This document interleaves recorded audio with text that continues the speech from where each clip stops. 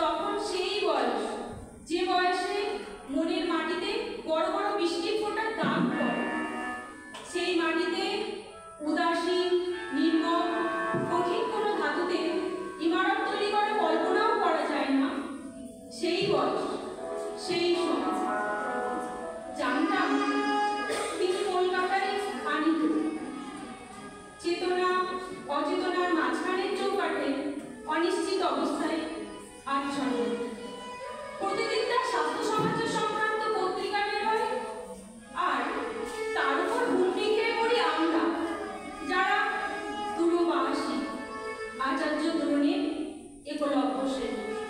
কুয়াশার কেটে ফেটে মাঝে মাঝে যেমন কাঞ্চনজঙ্ঘার রৌদ্রাভ শুভ্র রূপ দেখা দেয়, ঠিক তখনও তেমনই চলছে মুখে মুখে রচনা।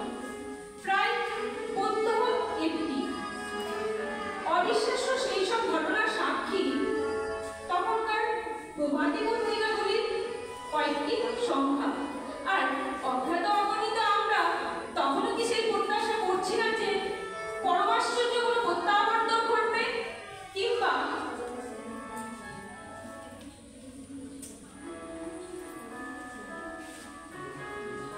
সত্যবানের মতো তারও প্রাণ প্রত্যর্পণে বাধ্য হবে এখানে সেই নিত্য অধিপতি। জীবন মরণের সীমানা ছাড়িয়ে কম্পিত পায়ে তিনি তো একে হয়েছে দাঁড়িয়েছিলেন প্রান্তিক এক বিন্দুতে, কিন্তু ফিরেও তো এসেছিলেন আবার। ইতিহাস কি পারে না নিজেকে আবৃত্ত করতে? আবার পারে, পরে খবরের কাগজের বিশেষ সংস্করণে সেই অমোঘ সত্যটাকে শিরোধার্য করে বেরিয়ে এসেছিল রবি অস্তমিত। মুহূর্তে সব কাজ বন্ধ হয়ে গেল, স্কুল কলেজ শূন্য, রাজকার্য অর্থহীন হয়ে গেল। উকিলের সামলা, পাত্রীর আলখাল্লা, হলুদার গেরুয়া রঙের উত্তরীয়, গোল টুপি, বাঁকা টুপি, পাগড়ি, কেউ চলছে, কেউ ছুটছে, কেউ বা দাঁড়িয়ে আছে চুপ করে। থেকে থেকে বৃষ্টি তার যাবার পথটা ধুয়ে ধুলিহীন করে দিচ্ছে। ঢেউয়ের পর আসছে ঢেউ, ভেঙে ভেঙে ঢেউ ছড়িয়েও যাচ্ছে। সেই ঢেউয়ের চূড়ায়, তুলায়, ফেনায় ফেনায় মহামান্য নেতা থেকে সামান্য মানুষে মানুষে গড়া জনতা মিলেমিশে একা। এমন নয় যে অকাল মৃত্যু, এমন নয় যে অপ্রত্যাশিত, তবু সেই মুহূর্তে কঠিন মাটি ফেটে দিয়ে গহ্বর খুলে গেল। রবীন্দ্রনাথ নেই, কে আমাদের ভালোবাসবেন, শাসন করবেন, তাকে আমরা উত্তপ্ত করবো সেই সব তুচ্ছ দাবি নিয়ে, যা শুধু তারই হাতে রক্ত হয়ে উঠত। স্বদেশের সংকটের সময় কে আমাদের পরামর্শ দেবেন, তর্কযুদ্ধ মিটিয়ে দেবেন কে, জগৎটা ভেঙে দেবেন আমাদের দরজায়, আমাদের নবজাত সন্ততির নামকরণ করবেন, আমাদের জীবনে ও প্রতিষ্ঠানগুলিকে অর্পণ করবেন শ্রী ও মর্যাদা। এতক্ষণ শক্ত ছিল না, পারছি সত্য শিষ্ট শূন্যতাকে পূরণ করতে, না আছে শক্তি, তবু শূন্য শূন্য নয় বলতে। কিন্তু যে চোখে বলল টেবিলের উপর রাখা আর সঞ্চয়িতা কাব্য সংকলন কি, সেই মুহূর্তে নিজেকে আর ধরে রাখা গেল না। একটা আঘাত ভিতরটাকে আমূল কাঁপিয়ে দিয়ে গেল, যেন এই দেখাটুকুনি অপেক্ষায় ছিলাম। প্রয়োজন ছিল sweet my child I live for the বলে ভেঙে পড়া জননীর মতো। কতবার পড়া তার কবিতাগুলোকে মনে হলো অনাথ, পিতৃহীন, স্রষ্টার অন্তর্ধানে তার সৃষ্টি কি করুন।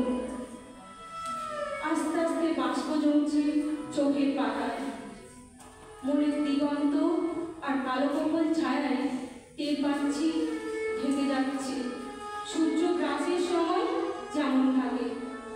অঝোর বর্ষণ তখন আর বাইরের প্রকৃতিতে নেই, সেই জলধারা ঠাঁই নিয়েছে ঘরে ঘরে, টলমল মনের পর মনে। পরিবেশ যখন স্নাত স্নিগ্ধ, তখন পূর্ণিমা চলছিল গঙ্গার উপরে। নমস্কার।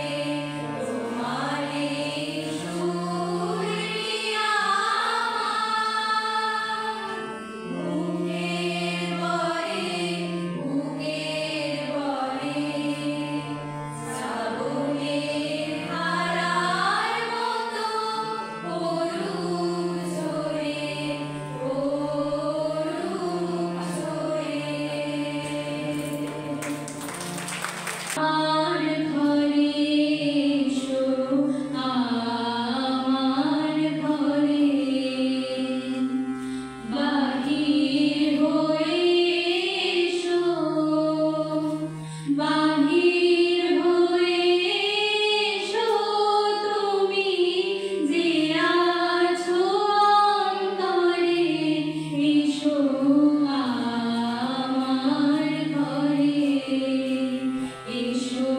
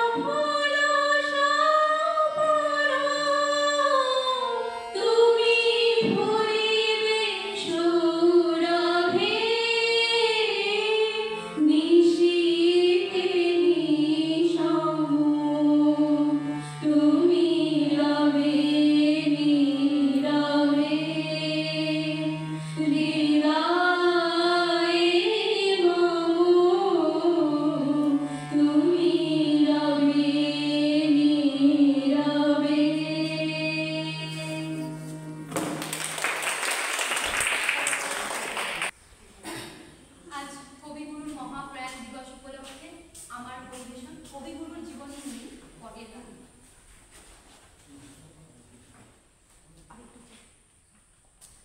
মহান কবি রবীন্দ্রনাথ ঠাকুর, থাকো গো তুমি অমর হয়ে।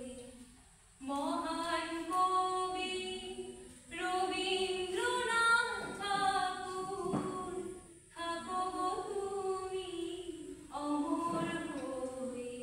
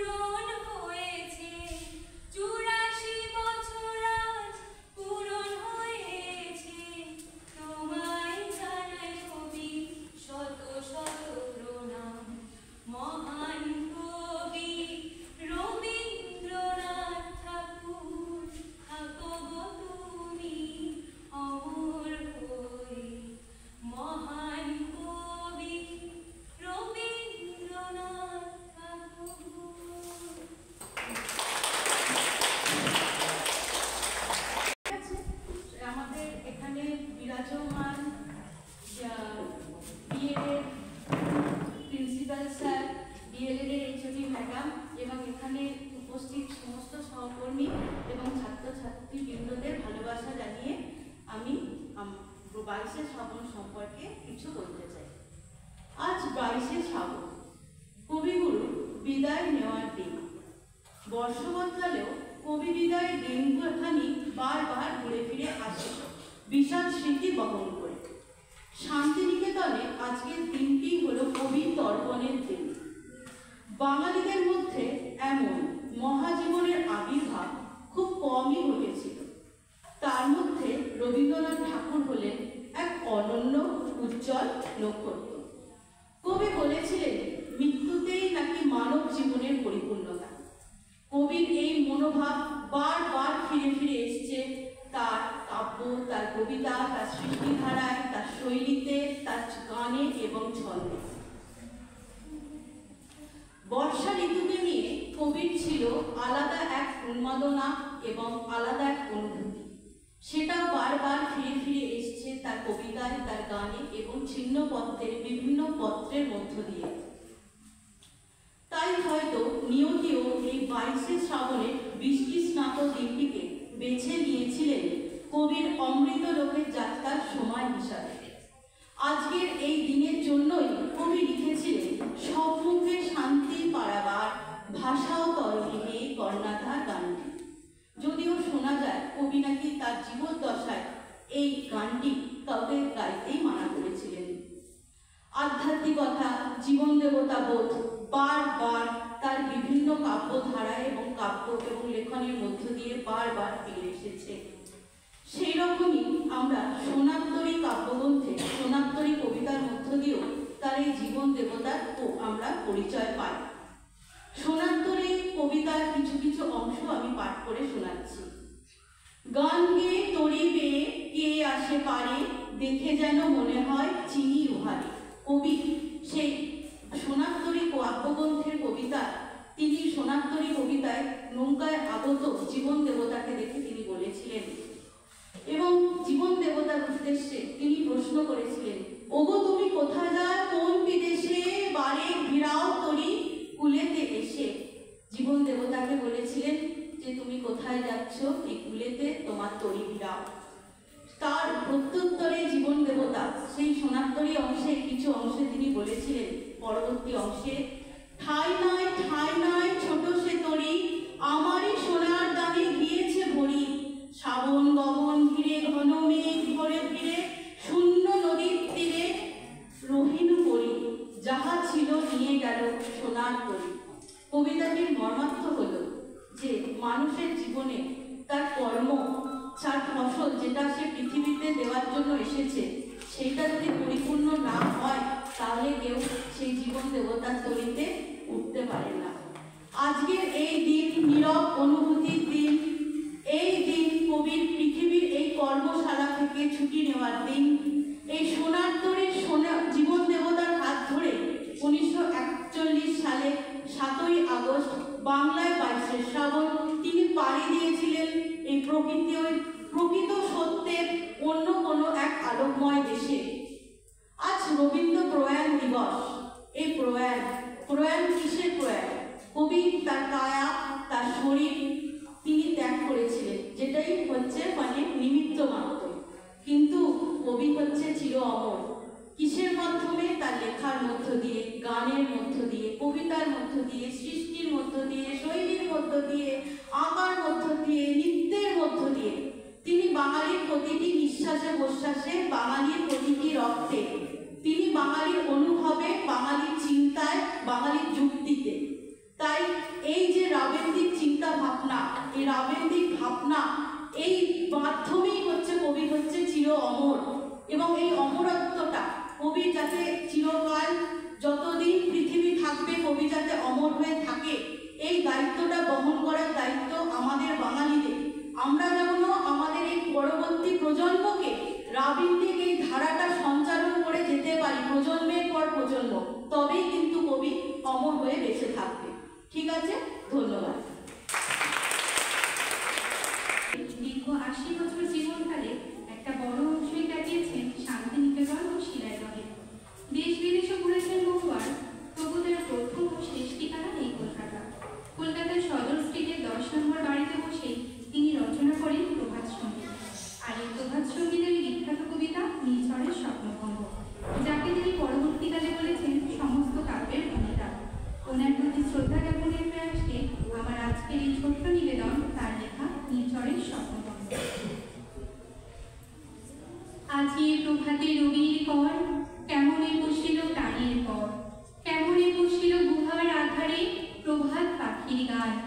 না জানি কেন রে এতদিন পরে জাগিয়া উঠিল টান, জাগিয়া উঠিছে প্রাণ, ওরে উথলে উঠিছে বাড়ি, ওরে প্রাণীর বাসনা প্রাণীর আবেগ রুধিয়া রাখিতে নারী। থর থর করে কাঁপিছে পুনর, শিলা রাশি রাশি পড়িছে খসে, ফুলিয়া ফুলিয়া ফেনিল শরীর, গড়িতে উঠিছে দারুণ রসে। হেথায় কোথায় পাগলের প্রায়, ঘুরিয়া ঘুরিয়া মাতিয়া বেড়ায়, বাহিরেতে চায় দেখিতে না পায় কোথায় কারার দ্বার। কেন রে বিধাতা পাষাণ হেন, চারিদিকে তার বাঁধন কেন? ভাঙরে হৃদয়ে ভাঙরে বাঁধন, সাধরে আজিকে প্রাণের সাধন। লহরীর পর লহরী তুলিয়া আঘাতের পর আঘাত কর, মাতিয়া যখন উঠিছে পরাণ, কিসের আধার কিসের পাষাণ। উথলি যখন উঠিছে বাসনা, জগতে তখন কিসের ডর। আমি ভাঙিব করুণা ধারা, আমি ভাঙিব পাষাণ কারা, আমি জগৎ গাবিয়া বেড়াবো গাহিয়া আকুল পাগল পাড়া। কেশ এলাইয়া ফুল ফুরাইয়া রামধনু আঁকা পাখা উড়াইয়া, রবির কিরণে হাসি ছড়াইয়া বিবর পরাণে ঢালি। শিখর হইতে শিখরে ছুটিব, ভূধর হইতে ভূধরে লুটিব, হেসে ফল ফল গেয়ে কল কল তালে তালে দিব তালি। এত কথা আছে এত গান আছে এত প্রাণ আছে মোর, এত সুখ আছে এত স্বাদ আছে প্রাণ হয়ে আছে মোর। কি জানি কি হলো আজি জাগিয়া উঠিল টান, দূর হতে শুনি যেন মহাসাগরের গান। ওরে চারিদিকে মোর একটি কারাগার ঘোর, ভাঙ ভাঙ ভাঙ পাড়া আঘাতে আঘাত কর। ওরে আজ কি গান গেয়েছে পাখি, এসেছে রবির কর।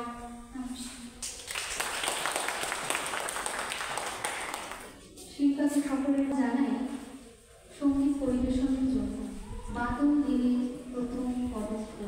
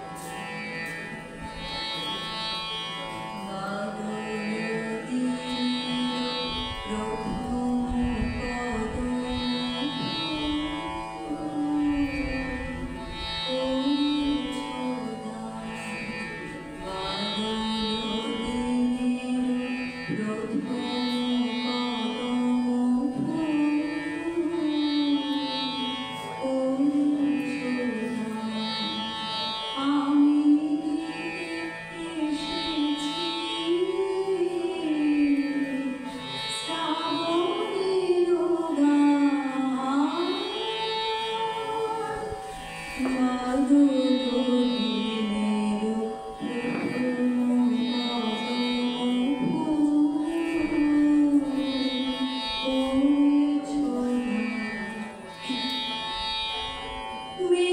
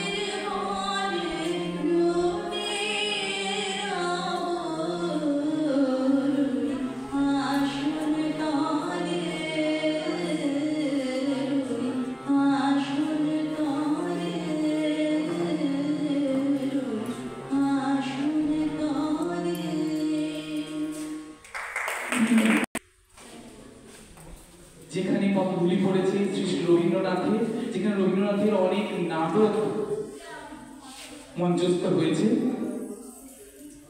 সেই রবীন্দ্রনাথের স্মৃতি বিজড়িত এবং তার নাটকের স্মৃতি বিজড়িত এই ছোট্ট নাটিকা আমরা পরিবেশন করতে চলেছি। নটি বিনোদিনী যেহেতু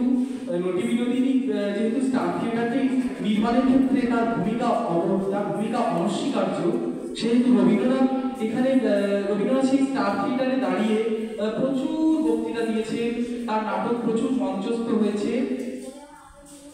তাই রবীন্দ্রনাথ তিনি খুব নাটক ভালোবাসতেন।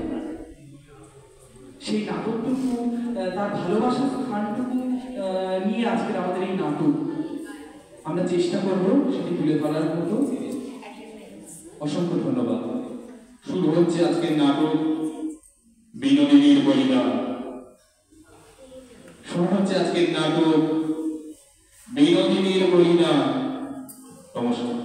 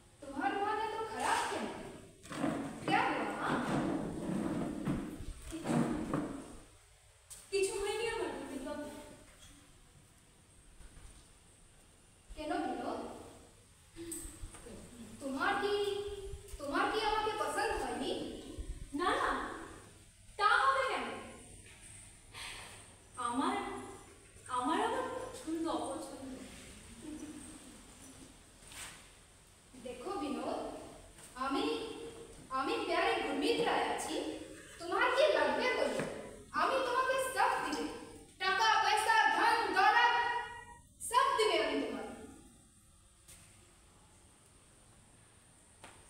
আমার কিছু লাগবে না প্যারি বাবু, কিছু লাগবে না। আমার সত্যি যা কিছু লাগবার নেই।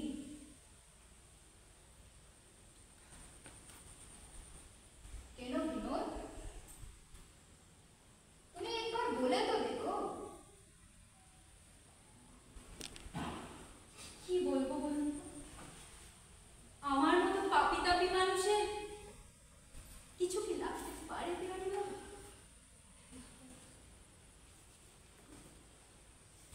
তোমার কি কিছু হয়ে গেছে?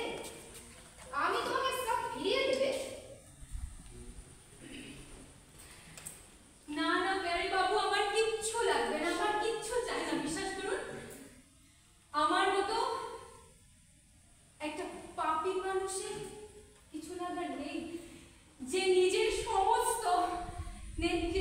সমস্ত কিছুকে শখের বাজারে বিক্রি করে দিয়েছে। তার আবার কি লাগতে পারে বলুন তো প্যারি বাবু, কি লাগতে পারে? বিক্রি করে দিয়েছে, তা আমি ফেরত দিয়ে দেবে সব।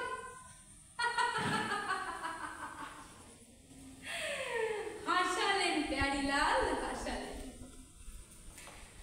যে সর্বহারা, যে সব কিছু খুইয়ে ঝরে আসা, উড়ে আসা এক টুকরো ঘরগুলোকে আঁকড়ে ধরে বাঁচতে চেয়েছি, তার আবার সব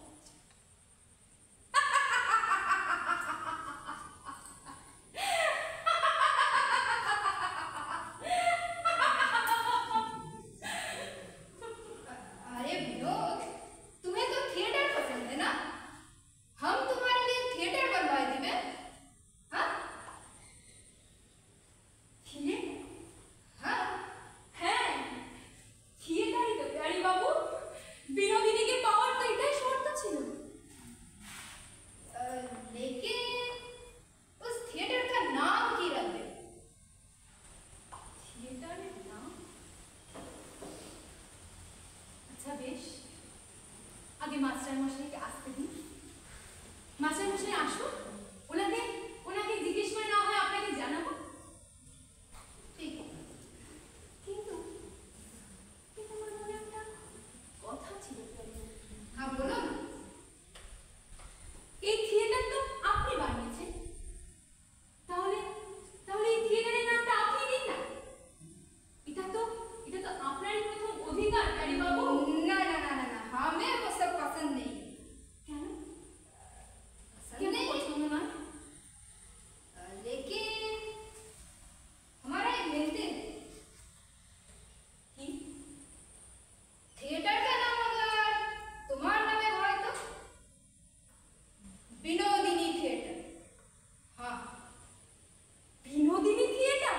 हाँ আমার নামে থিয়েটার? हाँ। আবার হাসালে প্যারিলাল। বিনোদিনীর নামে থিয়েটার? কেন হবে না কেন? তোমার কিছু দিক্কত আছে এতে? আমি তো এক ধরা পাপি, এক পাপির মানে থিয়েটার মন্দিরের নাম? এক পাপির নামে থিয়েটার মন্দিরের নাম? না না না না না, এ হতে পারে না, এ হতে পারে না প্যারি বাবু, এ হতে পারে না। सब होते पारे, यही हमारी इच्छा আছে।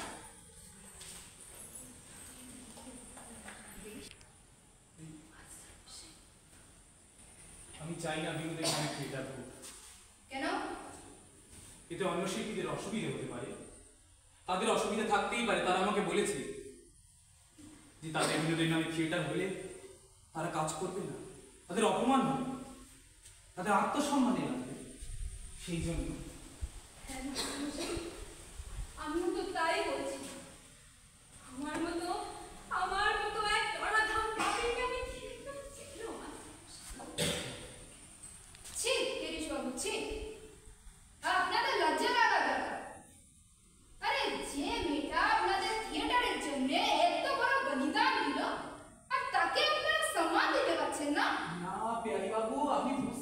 স্বীকার করবি মশাই, কি করে বোঝাই বলুন তো? এ তো আমার একার সিদ্ধান্ত নয়, সবাই করেছে, সবাই এই থিয়েটারের পিছনে অবদান দিয়েছে। তারা যদি না চাইতো এই থিয়েটারকে আমি তৈরি করতে পারতাম, আমি তো পারবো না। তাই এটাই শিল্পী সমাজের ইচ্ছে, তা তো দাম আমাকে দিতেই হবে। ঠিক আছে, তো আপনারা কি নাম ঠিক করছেন? Star theatre. স্টার नहीं वो कैसे? স্টার মানে আপনি ভাববেন বিনোদ, আর স্টার মানে আমরা ভাববো আমরা, তাই কেমন হয়েছে? विनोद। হ্যাঁ হ্যাঁ হ্যাঁ হ্যাঁ হ্যাঁ विनोद तो हमारे थिएटर का नंबर 1 स्टार। হ্যাঁ সে তো অবশ্যই। तब ठीक है, হ্যাঁ तब हमें इस नाम से कोई दिक्कत नहीं, हमें नाम पसंद है ঠিক আছে। Star theatre. चलिए ठीक है, হ্যাঁ आज के अभी आसी का वाले হ্যাঁ नमस्ते। হ্যাঁ, নমস্কার নমস্কার নমস্কার। आसी ভালো विनोद, থাকবেন তাহলে। आज के को तो आसी।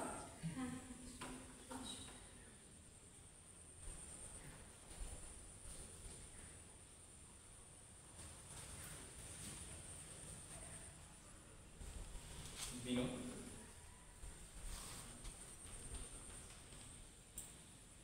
বিনোদ मास्टर मशाई, मास्टर मशाई।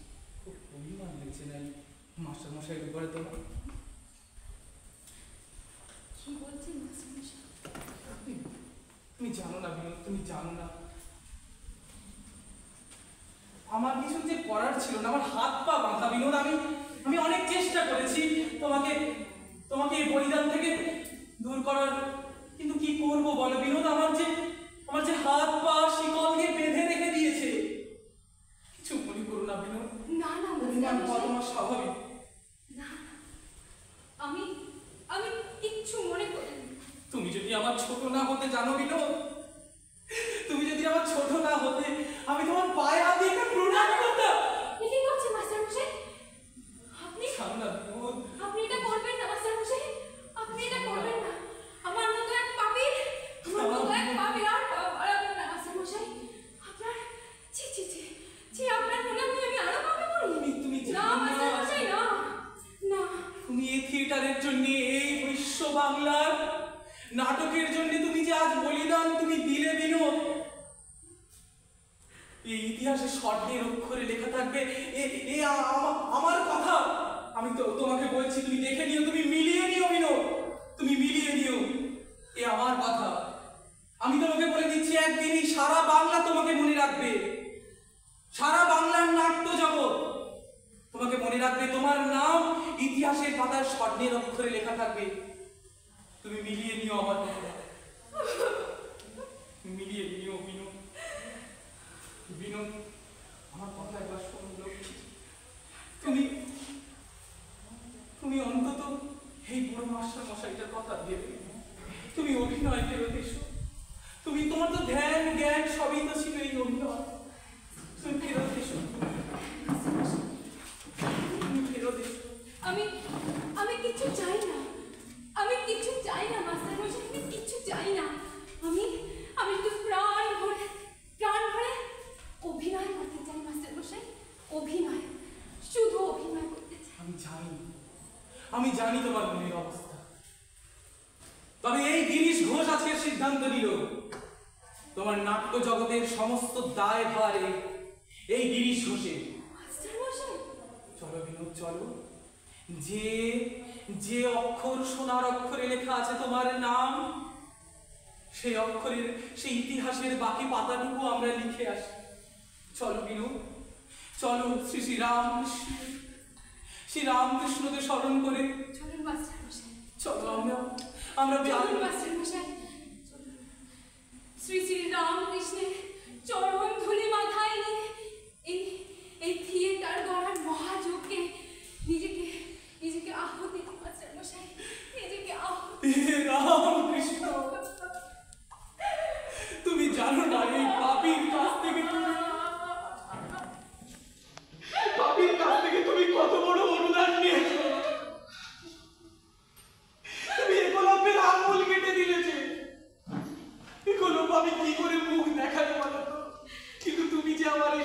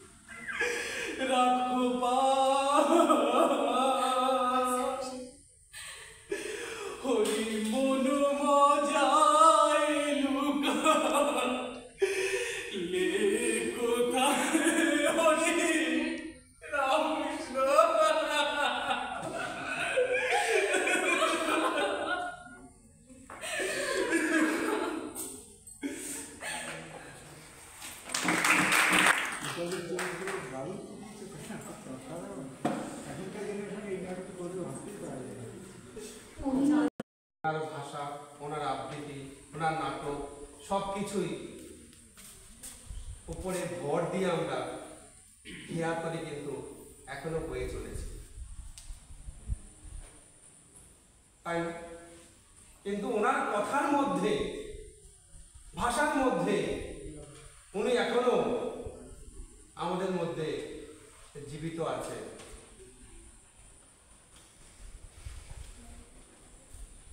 তিনি না থাকতেন তাহলে আজকে প্রয়াণ দিবসে এত সুন্দর প্রোগ্রাম, এত সুন্দর অনুষ্ঠান হয়তো আমরা উপহার হিসাবে পেতে পারতাম না।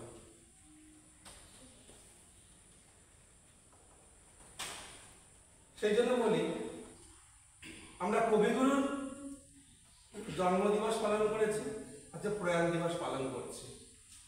সেদিনে একটা কথা বলেছিল, আজকে একটা কথা বললাম। বেশি কথা বললে ভুলে যাবে, কম কথা বললে মনে থাকবে, সেটা কম কথা বলি।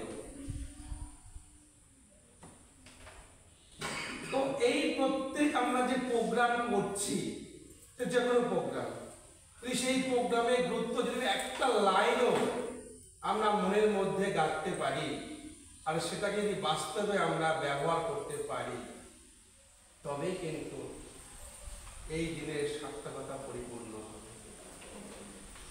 চলো তা একটু বলি। প্রথমে যখন ঘরে ঢুকলাম, এত সুন্দর একটা ব্যাকগ্রাউন্ড দেখে মনোমুগ্ধ হয়েছে। এর জন্য এমডি ম্যাডামকে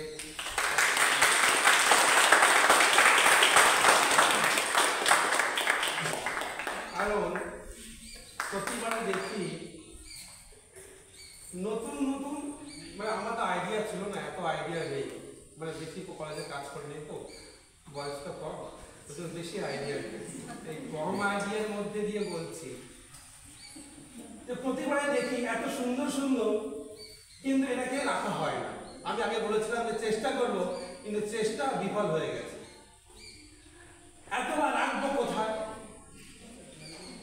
তাই না? তার জন্য সবগুলো এত সুন্দর হয়, হ্যাঁ, কোনটাকে ছেড়ে কোনটা রাখা, মানে সুন্দর থেকে সুন্দরতর থেকে সুন্দরতম হয়ে গেছে। যারা আমাদের বাংলা সংস্কৃত আছে তারা এই তরতমর ডিফারেন্সটা বুঝতে পারে। Good, better, best. তা বেস্টের ম্যাডামের স্কোয়ার থেকে কিউ থেকে আপনি যা যা যে লাগাবেন লাগিয়ে দিতে পারেন, লাগালে কিন্তু সেটাই আমার মনে হয়েছে। আর তারপরে কি খুব কম সময়ে এত সুন্দর ব্যাকগ্রাউন্ড তোলেন, মানে ব্যাকগ্রাউন্ড তোলেন বলে কিন্তু একা একা তোলেন না, শিক্ষার্থী দিয়ে তোলেন, সেটা কিন্তু তা দরকার। এবারে কথা বলি, এই যে আমরা এই প্রোগ্রাম করছি, এত সুন্দর একটা নাটক হলো, এত সুন্দর গান হলো, নাচ হলো, আবৃত্তি হলো, এত সুন্দর ব্যাকগ্রাউন্ড হলো, এরপরে ম্যাডামও বলবেন, আমিও বললাম, আগে ম্যাডাম বলে গেছেন মনে হয়, ম্যাডাম বলে গেছেন। আচ্ছা শিক্ষার্থী, তোমাদের বেনিফিট কি হচ্ছে, লাভ কি হচ্ছে? লাভ কি হচ্ছে? এত সুন্দর প্রোগ্রাম হচ্ছে, লাভ কি হচ্ছে? কি বেনিফিট পাচ্ছ তোমরা? কিছু কি শিখতে পাচ্ছ? যদি এক বিন্দু বা একটা ওয়ার্ডও শিখতে পারো তাহলে ভালো, না হলে শুধু শুধু প্রোগ্রাম করে অনুষ্ঠানের কোনো লাভ নেই। মানে আমি একটু বলতে চাইছি, মনে করেন যে যারা এই পুরো ব্যাকগ্রাউন্ডে বানিয়েছে, সেখান থেকে যদি আমি মনে করো আমি একটা ছোট্ট এই মানুষটায় গেছি, তাহলে যে একেবারে জানে না সে মানুষটা আঁকা শিখেছে, তাও তার প্রাপ্তি। আমি যে বক্তব্য দিচ্ছি অনেক ভুল বলছি, ঠিক বলছি হয়তো, যেটা প্রথমে লাইনটা বলতে গিয়ে ভুলে গেছে, কারণ হচ্ছে আমার মনটা এখন পড়ে আছে নাটকের মধ্যে, হয়তো ভুলে গেছে। তো যদি আমার পুরোটা কথার মধ্যে, পুরো বক্তব্যের মধ্যে যদি তুমি কিছু শিখতে পারো, তাহলে আমার বক্তব্য দেওয়াটা সার্থক, নাহলে বৃথা। আর আমার বক্তব্য তখনই সার্থক হচ্ছে যেহেতু শ্রোতা ভালো, ওই জন্য বক্তব্য, মানে যে বক্তাও ভালো। শ্রোতা ছাড়া বক্তা কিন্তু অস্তিত্ব নেই, তাই তো? তো এই যে প্রোগ্রাম হচ্ছে, তখন সেখান থেকে তোমরা কিছু শেখো, তাহলেই তোমাদের লাভ, না হলে। ওকে, সবাইকে থ্যাংক ইউ, ধন্যবাদ।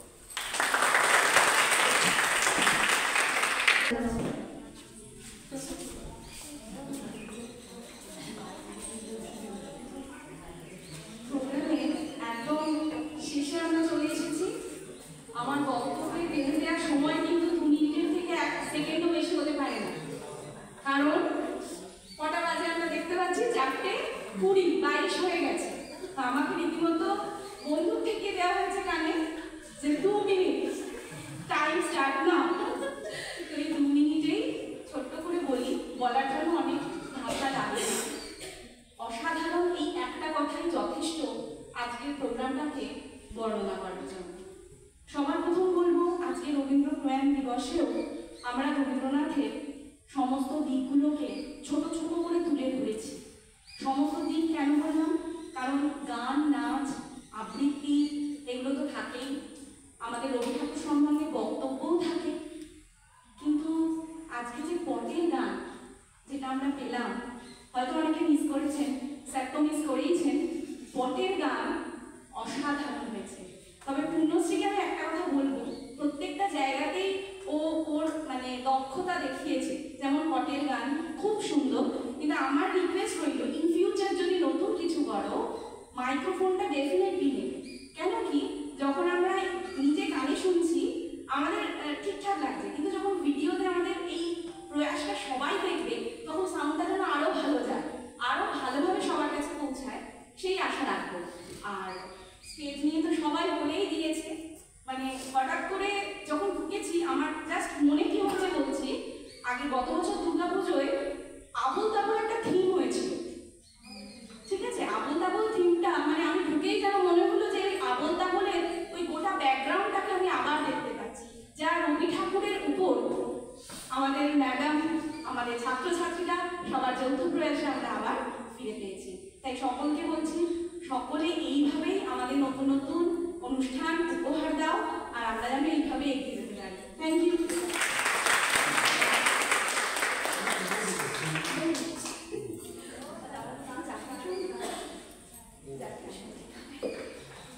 ম্যামকে অসংখ্য ধন্যবাদ জানাই সকলের পক্ষ থেকে। তো যারা আজকের এই অনুষ্ঠানটাকে বাস্তবে তুলে ধরার জন্য যাদের অবদান সব থেকে বেশি, তাদের কথাগুলো একটু বলে দেব। এই মঞ্চসজ্জার পেছনে